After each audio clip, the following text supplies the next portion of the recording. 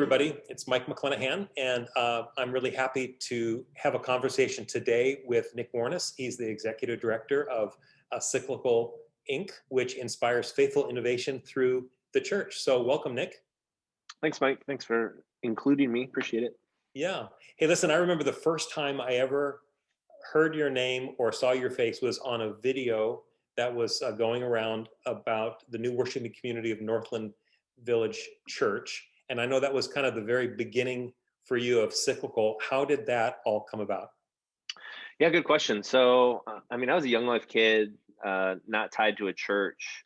I heard about Jesus when I was 18 years old, and then ended up going to college, baseball scholarship, and I actually got cut from the baseball team on September 11, 2001. That was a difficult day. Okay. And 2 days later, got invited to lead a new Young Life club at Jenison High School in Grand Rapids, Michigan. So immediately fell in love with starting new things, starting new ministries. That led toward going to Fuller Seminary after that, where I became a member at Glendale Presbyterian Church, which I know you're very connected to. Right. My seminary days were not filled with memories of systematics and Greek, but rather just with being a member at Glendale Presbyterian Church and enjoying that church family. So that led to a connection with the San Fernando Presbytery, and the Presbytery had been doing good work and trying to figure out how to start new churches. They had learned they needed to leave that kind of post-World War II industrial church planting model that revolved around properties and professional Christians in the middle of church buildings, attracting people through denominational allegiances to Wednesday night Bible studies and Sunday worship services. You know the shtick there. Yep. So what we learned from the Evangelical Covenant Church, actually, they taught us that we need to shift our perspective from location to leadership. Huh. So the Presbytery said, yeah, we agree, but where are we going to find leaders? We're good at some things as a Presbytery, we're not good at other things. And they included the not good at other things side of the equation as developing innovative leaders.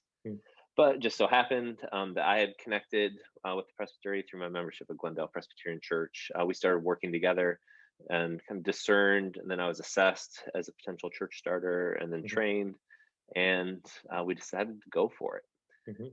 So that I don't know, that encompasses 10 years right there. But what ended up happening was we imagined, how can we be a small church that generates multiple churches out of our small church? And that was really the start of a lot of the innovation. There's great things that happened with Northland Village Church, from art walks to brew fests. Yeah, that's, Nick, that's the thing that I got most excited about when I saw your video, was we were right in the middle of our conversations of what it means to be a missional church, being on mission with God, and what does it mean to move into the neighborhood. And when I saw that video, that's exactly what you did in Atwater, just south of Glendale, between Glendale and Los Angeles. And I thought, wow, you guys are doing it. You don't have any programs except what you're doing to serve the community. You're gonna let them set the agenda. I thought that was cool.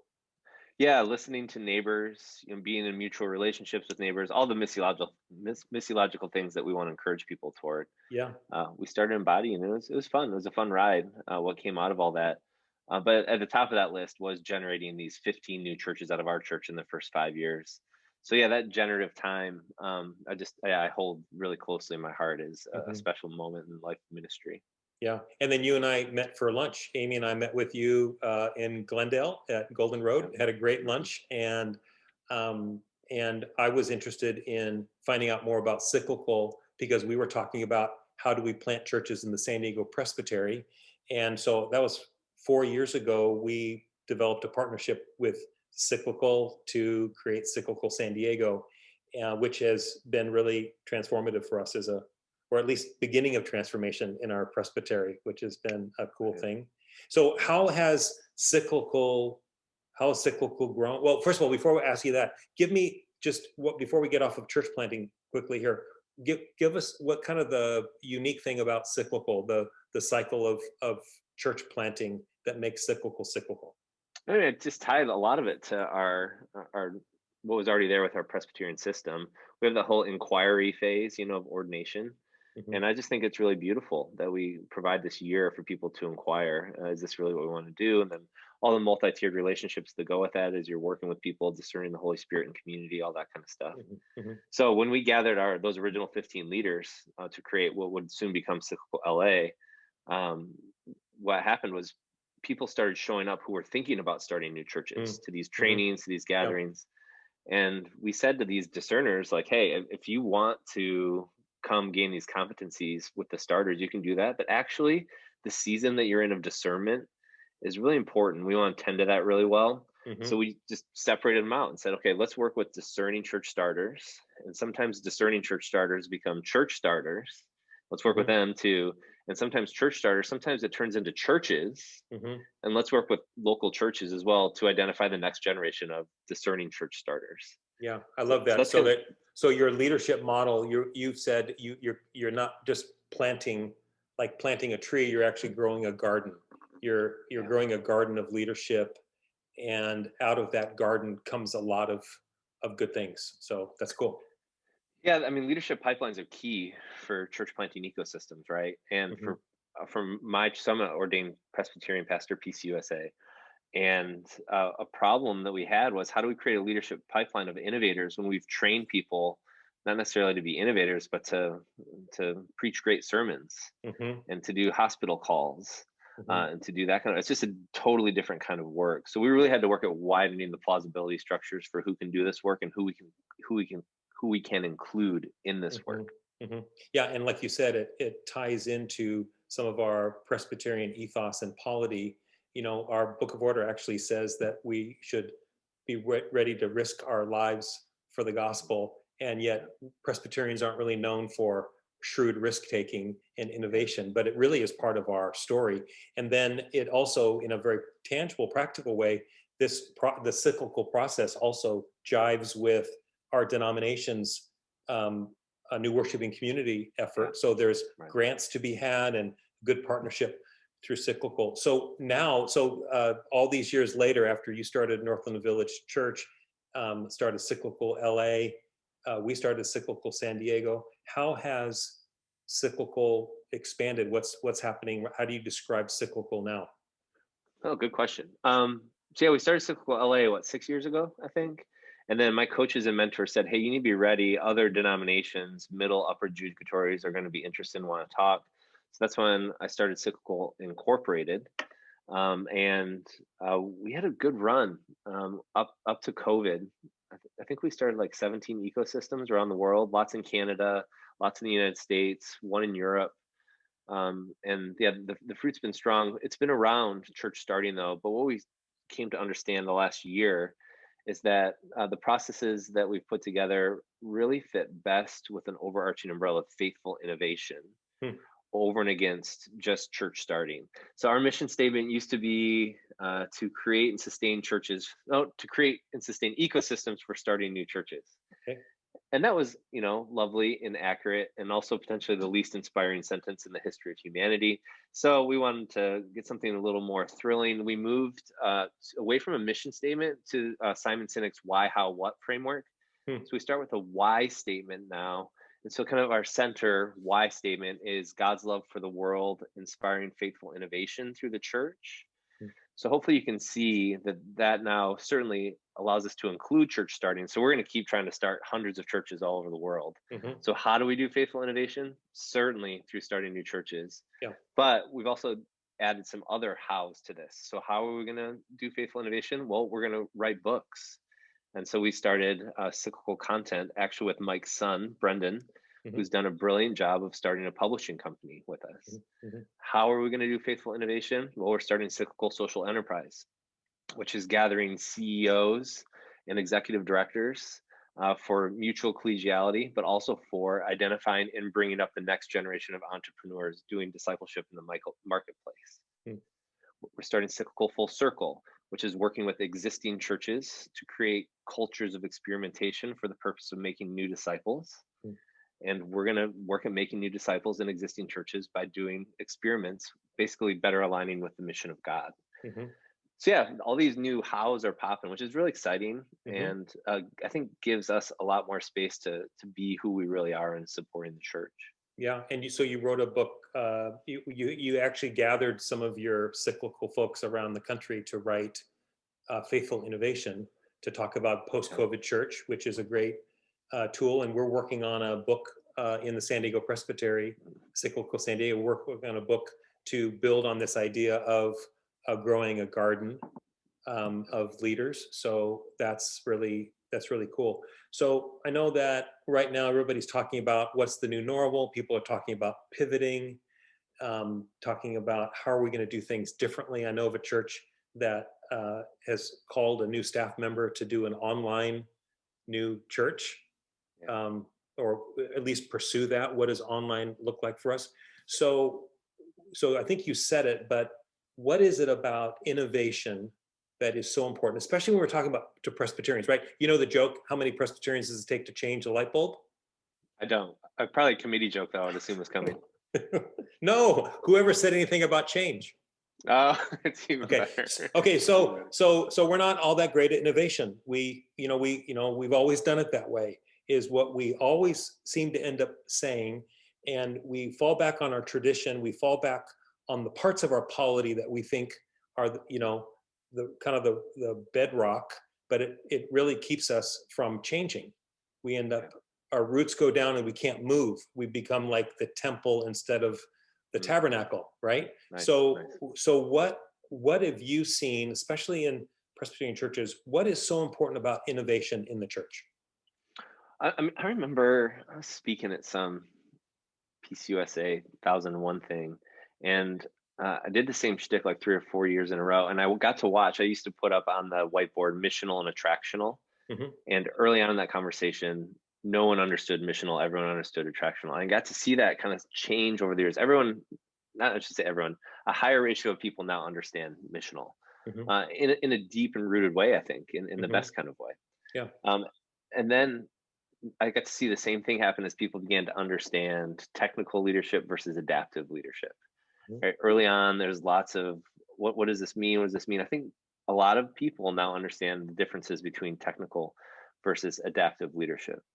So I would wonder, Mike, what you would think about if we intersected the technical versus adaptive leadership on this conversation as we move through and out of COVID. How do you think those two aspects of leadership will impact the decisions we make? Wow. I think we're all thinking technical right now. Like I just had a staff meeting where we were talking about how many people we're going to, have in worship services, how many chairs. It's been all about technical solutions, right? 6 feet apart, pods of families. But I think we're going to be getting at some bigger issues of what does it mean to be the church. And I think people are so used to all the chairs being set up for them. How are people becoming the church? And I'm starting to say that in preaching as we're preparing for regathering. Like, I know we have expectations for what the church is going to be, but we are the church. Remember, we don't go to church. And I think that's an adaptive shift for people to take responsibility. I'll give you another example. For me, we have gone through 2 years of encouraging our people to spend time alone with God, to grow their intimacy with God, rather than just expecting the church to do more programs. What they find is that the longer you're in a church, the more likely you're to complain that the church doesn't provide what you need, and you're more likely to leave the church. And I think there's an adaptive, so technically we think, well, what new classes, what new programs can we provide for people? When really the adaptive shift is, I think this is adaptive, is how do we make disciples? How are we helping people become disciples who are growing in their love for God and for others? That to me is more than how do we do things better. It's shifting what we do. It's pivoting. And I think that for me, I think COVID is stripping away some of the things that are creating new room for those kinds of questions. So what are you finding? What are you finding? I mean, I agree. I mean, the technical changes can be difficult, and I want to honor those, but they are achievable. There's clear metrics on them. Okay, so now your worship facility, your church building can hold 1,000 people. You can only be at 25%. You can 250 people. How are we going to spread it? I mean, it's going to take some work and some sweat, but you'll be able to figure that out. Mhm. Adaptive change, especially as we move through and out of COVID, feels like really challenging work. Mhm. Mhm. It's always really challenging work because the metrics aren't clear, the protocols aren't there. Yeah. So the thing I'm worried about, I don't know what you're seeing around the country and around the world, but I feel like um, bandwidth is low as we come through and out of COVID. Yeah. So the prayer is, God, please, the energy needed, the courage needed to make the adaptive changes that need to be in place in order to not just create a new normal, but a Mhm. better normal for the Mhm. church Mhm. feels essential. And I'm quite worried about that. Mhm. Yeah. And can we let, I think the, I think that the technical change, the difference between the old technical problems and the new ones is that they may be achievable, but we've never done it before. And it takes so much more energy Yeah. and to get everybody on board together. And then the fear of, especially in churches like ours that are well established, is making decisions that will be offensive to people. And right now we are in such a divided world Mm-hmm. with little face-to-face communication. It's so easy to offend. And I think people are shifting to other churches. I think it's very discouraging and depleting for pastors and leaders to think about doing anything creative and innovative. Mm-hmm. And one of the things I've found, and I wonder what you think about this, is that innovation and leadership right now is really best done in community. We're longing for support from each other, to hear each other's stories, to see what we're trying, what are we doing differently, what's Mm-hmm. working, what's not working. And honestly, a place where I can say, I'm exhausted. Mm-hmm. I don't know if I don't know. I don't know. This is a rough week. And Mm-hmm. during innovation, it's hard. It's hard work, Mm-hmm. right? So It is. anyway, I when you say the word innovation, I'm wondering how many people think, well, there are innovators, there are early adopters, and there are laggards. Yeah. You know, we can how do you how can people who are not used to leading change? I mean, you are innovations in your blood. Mm-hmm. It's in your DNA. How do you engage pastors who were not naturally innovative in innovative conversations? Have you heard of what's it called, genius syndrome before? No. It comes from a book called The War of Art by Stephen Pressfield. Hmm. I would highly recommend it. It almost reads like a little devotional. It talks a lot about, it's for creators, people who create, and there's a heavy emphasis on resistance in that book, that which creates resistance in us from implementing and creating the change that needs to be created. And he highlights in that book genius syndrome. And what he talks about is, like, let's just say, Mike, you wanted to become the best fisherman that Hmm. ever existed. Okay. And genius syndrome might say to you, well, there's actually this human. I don't know who the best fisherman in the world is. Do you? That would No. be, I don't even know if that's, let me Google that real quick. My Let's just brother, say, my brother, let's say it's my brother Kirk. My brother okay, Kirk. Kirk is the best fisherman in the world. He is a fisherman. I can't be like him, so Hmm. therefore I'm just not even going to do it. Mm. That's a key resistance that people have when it comes to seeing other people to do this and thinking they can't do it. The reality is that innovative processes, experimentation, uh, being willing to put yourself out there to try something new, these are skills that can be learned and that anyone can do. So I'm wondering, Mike, would you consider yourself a naturally innovative person? Is it something that you've just learned along the way? Because Yeah. I know that you've done a lot of innovation in your ministry. Um, I like creating new things. I also like holding on to things that work. I'm Mm-hmm. very, very protective of systems or processes that we've created that seem to work, because I know how hard it is to create things that are effective. Mm-hmm. So my problem is I don't want to let go of the things that have been working, because I know how Yeah, much well I said. know I know how much work it takes to do that other thing. So Mm-hmm. but I'm not sure. I think I'm naturally inquisitive and curious about what else we could be doing differently to make it better. Right.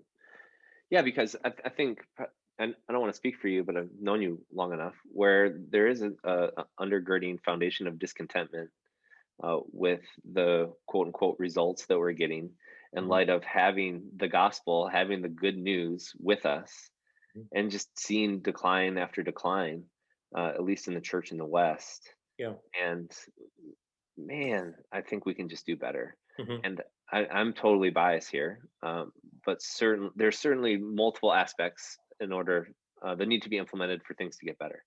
But innovation has to be one of the larger aspects for how we can innovate our way into, again, not just a new normal, but a better normal for the Hmm. church. Hmm. Yeah. So, what do you think? What are some good questions for innovation? If people were to go back to their session or to their leadership team or steering team and say, let's work through a few questions that would help us discover the new thing that God has for us, especially now as we are looking at a post-COVID church. What are some tools we could give people? Something whenever I work with middle or upper judicatories around the world, something they're always concerned with is, hey, if we do create a space for innovators, is anyone going to show up?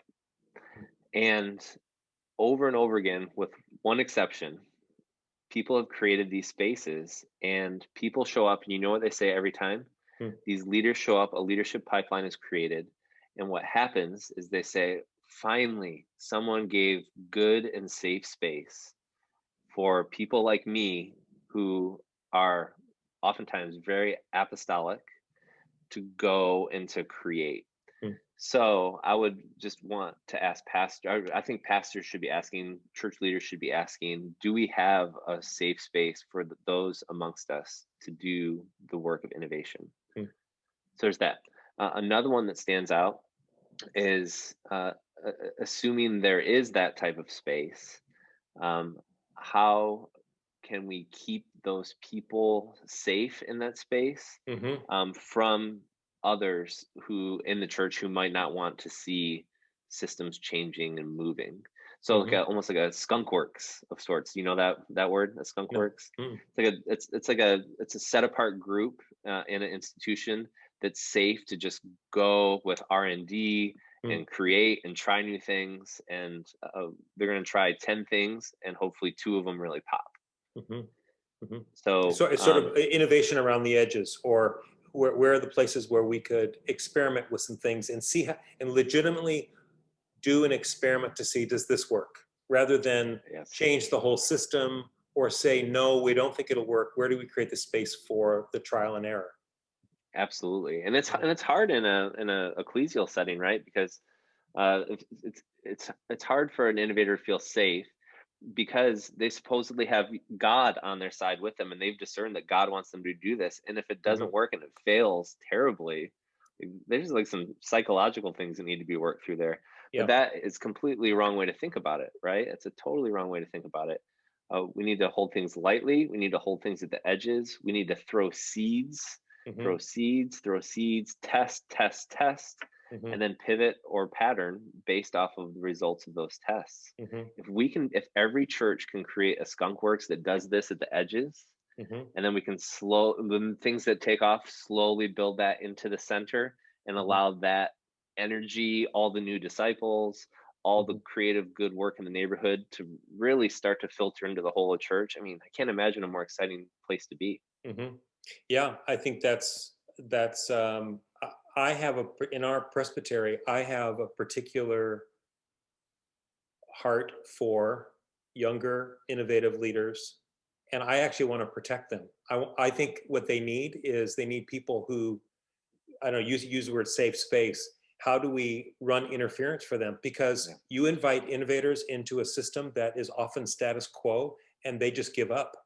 They go someplace else. So how do we make room in our structures for those innovators? And that's why I think embracing church planting as a presbytery has helped me to think, how do I, as a person my age, champion innovation? And the same thing is true on our staff or within our church. How do we create I think that's a really good thing. I'm just thinking as you're saying that, I'm thinking of, well, where are those places where we have safe innovation? It's hard when the resistance is so strong to change. And how do we create that space? I like that a lot. Even, I mean, so if you're a middle or upper judicatory leader, certainly creating a space at the edges for innovation to happen makes sense in your synod or your classis, your presbytery, or whoever the listeners are to this. For local church pastors, even if you do have a leadership group that is resistant to change, I think from what I've seen, even leadership groups that are resistant to change will do something like create a skunk works, a distinct place to run experiments for making new disciples, and then allow those narratives to slowly come on in and shift the life of the church. That's a really good move for a local pastor, local church leader. I like that. So where do we create a safe space? What can you remember those questions you gave? Safe space, identifying who are some innovators. Yeah, you need those people, and they're probably in your midst. And if they're not, and if a too low of a ratio are in your midst, then people will want to participate in such an endeavor if it's created well. Yeah. How do you then actually? It's sexy and easy to talk about starting new things. How do you actually create frameworks, systems for starting the thing, for doing the experiment? So something like a coaching relationship can be important here. Something like what you said, making sure you have a leader out in front blocking for you to make sure no one is getting in the way of what needs to happen, that kind of stuff. Certainly processes evaluation on each experiment, and then processes of prayer and decision making as to whether or not to continue that experiment, and to scale it, or to let it go. All really important aspects. I like those. I think my experience in the church and in work in the presbytery is that people like new things as long as they don't have to be a part of it. Yeah. All too often. Yeah. For example, we want to reach young adults. Let's start an evening service that nobody has to go to. And as long as we're doing that, but I think my dream for the church right now is that there is a space where we have stripped away some of our expectations. And that maybe we're willing to build something new that is inclusive of the new and not resistant to the new and not separate from the new. Not just starting something over there, but something that we could all embrace. Nick, this has really been a great conversation. I know we'll talk some more at another time.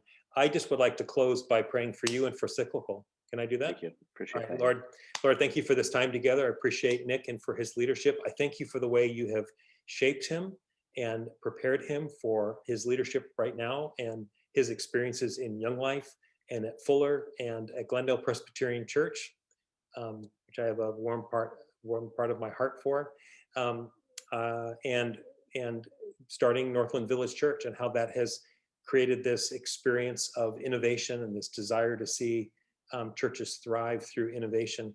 I just pray your blessing on him and the whole Cyclical team and networks from San Diego and Los Angeles all across the world. God, we pray that in your church you would be glorified and that we would learn how to take shrewd risks and to innovate well, not for our own sake, but for the sake of your kingdom. Thank you for Nick and pray your blessing on him and his family and his team. Amen. Amen. Thanks, Mike. Thanks, Nick.